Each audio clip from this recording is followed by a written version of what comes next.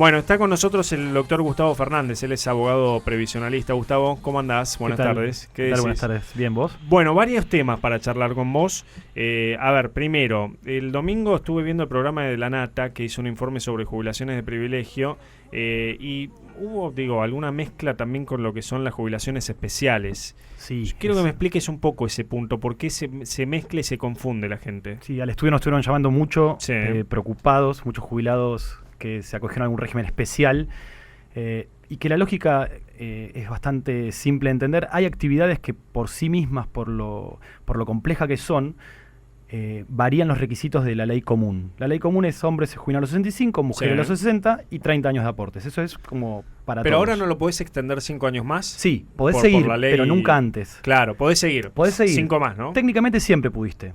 Claro. En realidad ahora lo que no puede hacer el empleador es obligarte a jubilarte. Ah, bien. Pero eso cambió con la reforma previsional de diciembre del año pasado, ¿no? Exactamente, la del 28 de diciembre. Sí. La polémica reforma terminó. que modificó sobre todo sí. el porcentaje de aumento. Bien.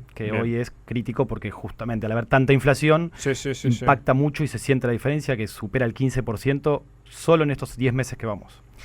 Pero bueno, volviendo al otro tema... Sí. No todas las actividades son iguales, entonces te lo pongo con un ejemplo para que se entienda más. Los taxistas se jubilan a los 60 en lugar de los 65 porque estar 10 horas arriba de un taxi, sentado, dando vueltas en la ciudad, con todo el caos y el estrés que implica, llegan muy desgastados a los 60 años, claro. Entonces la ley les tiene esa contemplación. Esas se llaman jubilaciones especiales. Bien. ¿Qué pasa? Se confunden con las de privilegio, que son algunas que se otorgan puntualmente, que no requieren cantidad de años de aportes, que no requieren un monto mínimo de... Lo vemos, por ejemplo, Gustavo, no sé, en todo lo que es el sector judicial, los jueces se jubilan con una jubilación de privilegio.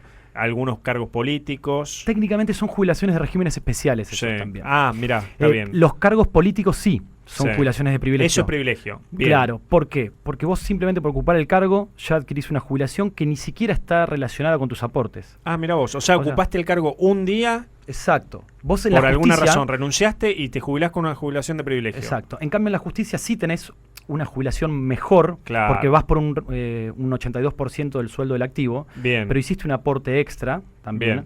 Después está la discusión si con ese aporte extra compensás la diferencia entre cobrar tanto de jubilación, pero sí es un régimen especial que se tiene en cuenta o se tuvo en cuenta en función también del supuesto desgaste que tienen los empleados judiciales. Después podemos debatir el día de mañana si esos regímenes especiales están bien o no, si quedaron viejos o no. Pero la cuestión es diferenciar lo que es un régimen especial con lo que es un régimen de privilegio. Vos me decís, yo siempre pensé, mirá vos, quizás la desinformación o haberlo escuchado y no haberme interiorizado a fondo. Siempre pensé que los jueces tenían jubilaciones de privilegio, pero en realidad no es privilegio, son especiales. Exacto.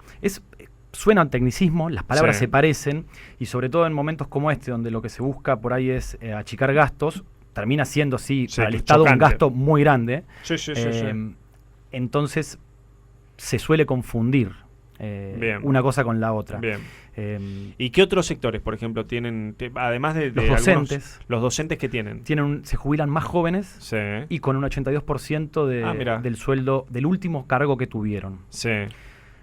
También tiene una lógica. O sea, yo que jubilé muchos docentes, el agotamiento en los que llegan, digo las mujeres porque el 90% de la planta de docentes son mujeres. Hay que estar enfrente de alumnos todo el día. Por lo general, para poder llegar a un buen sueldo, tienen 2 turnos, 3 turnos, van de un colegio al otro. A los 65 años llegan, a los 60 en realidad las mujeres, llegan muy desgastadas. Entonces, y además no está bueno para nadie, ni siquiera para los chicos. Tampoco es que cobran grandes sueldos, están muy por debajo de lo que puede ser un juez o ni hablar un cargo político, ¿no? Ni hablar. Y se entiende que además para poder sostener al final, si no es contraproducente, llegan al final de su vida, si solo tienen un cargo, porque tienen 60 años, van a cobrar el 82% de ese solo cargo. Y por ejemplo, toda la vida aportaron por 3 cargos. Está claro. Entonces tiene una lógica. Por eso a mí a veces me duele cuando atacan a los regímenes especiales, porque justamente son personas que hicieron una tarea que no todos querían hacer. Te lo llevo al extremo del trabajo en una mina. Claro. Obviamente se jubilan mucho más jóvenes, pero metete en una mina. Obvio. Sin y el luz. subte también tiene algo así, subte ¿no? también. El subte. Está bueno. Perdón, ¿y los docentes entonces a los 55 las mujeres? Sí, sí, en realidad hay que ver bien el caso concreto, si son de provincia o de capital, va a los 50, hay como diferentes modalidades, pero en todos los casos se jubilan antes. Bien. Hay muchas opciones. Bueno, está bien, aprendimos algo nuevo, ¿no? Hay que diferenciar lo que es un régimen especial de lo que es un régimen de privilegio. ¿Hay algún otro sector que sea privilegio? Además de, yo conozco legislaturas provinciales que tienen ese régimen. Sí. Fuiste legislador un día y te jubilás con de privilegio. Una locura. Sí. La verdad hace un par de años se derogaron muchos de los regímenes de privilegio y lo que pasó es que cada provincia decidió por sí qué hacía con sus legisladores, por ejemplo. Claro.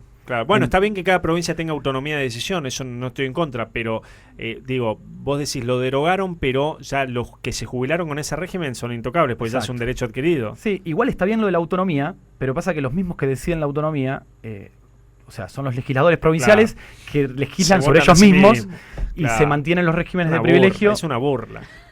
En eso sí, yo estoy de acuerdo que eso desfinancia el sistema, porque es el sistema de todos los trabajadores en general el que financia ese tipo de jubilaciones. Poco a poco se fueron derogando, quedan algunas hasta de la época de la dictadura, pensionadas que adquirieron sus beneficios de un marido que ejercía un cargo. Y al haber fallecido el marido, se trasladó a la pensionada y hoy estamos pagando 150.000 pesos de una pensión de privilegio. Gustavo, me quedan varios temas para hablar con vos. Te quiero preguntar sobre la moratoria de jubilados, las fechas, cómo hacerlos, qué pasa con los juicios de reajuste. Tengo un montón de preguntas para hacerte, pero tengo una pausa. Dale, tranquilo. Espérame, vamos. Cuentos en Bueno, Gustavo, a ver, me quedaban varias cosas por preguntarte. Primero, moratoria de jubilados, las fechas y cómo hacerlo. Contame un poco.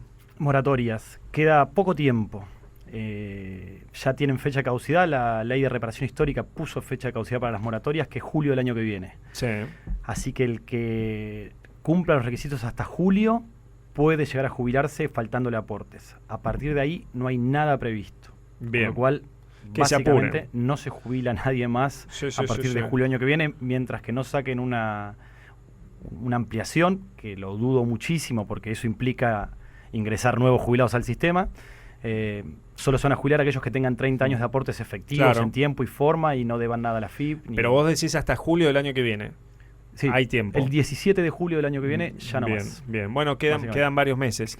Ahora, en el verano, por ejemplo, enero, febrero, ¿se hacen ese tipo de trámites? Sí, la ANSES no cierra. Bien. Solo lo que no se van a hacer son los reclamos judiciales por cuestiones lógicas de la feria, pero la ANSES tiene guardias, no trabaja con los listados de turnos normales porque la mayoría de los empleados están de vacaciones, pero siempre tiene guardias atendiendo. Bueno, ese punto es importante. Y después te quería preguntar también qué pasa con los juicios de reajuste, porque esto es un tema ese. Sí, eso se vincula justo con lo que te decía recién de la ley de reparación. Sí.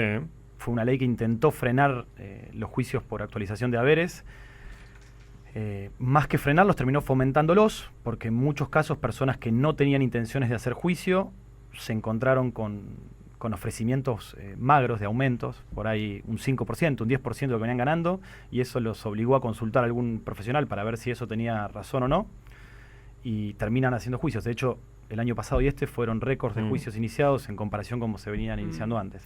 No porque estén peor, simplemente porque mucha gente que estaba dormida y que no sabía que estaba cobrando mal, se desayunó. Gustavo, pero vos decís, ¿ahora se están pagando más juicios que antes? No, se están iniciando. Se están iniciando. Pagando más juicios, no. Sí. Porque la iniciación depende de la voluntad y que alguien esté cobrando mal. Sí. El pago depende de la voluntad del Estado y no del damnificado de cancelar esos juicios. Pero el Estado, ¿qué postura tiene respecto a los juicios que tiene? Digamos, ¿los duerme, los cajonea o de alguna manera...? La palabra sería los dilata. Sí. Paga, viene pagando todos los meses, no dejó de pagar... pero se pagan aproximadamente entre 2.500 y 4.000 juicios, pero se están iniciando por año 120.000 juicios. Claro. Si haces la proyección... Es una mínima parte lo que se paga, ¿no? Es muy, muy pequeño.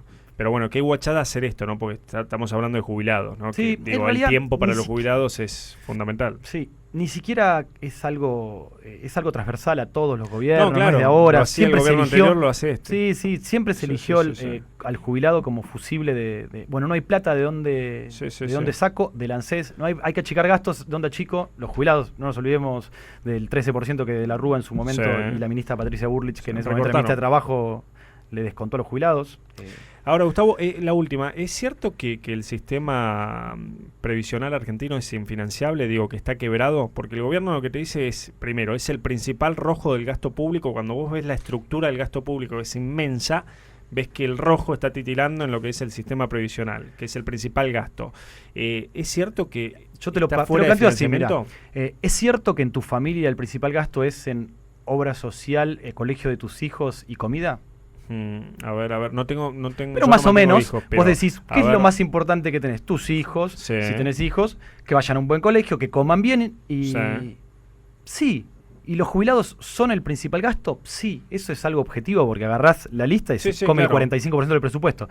¿Pero por qué? Porque todos esos jubilados aportaron durante toda su vida al Estado.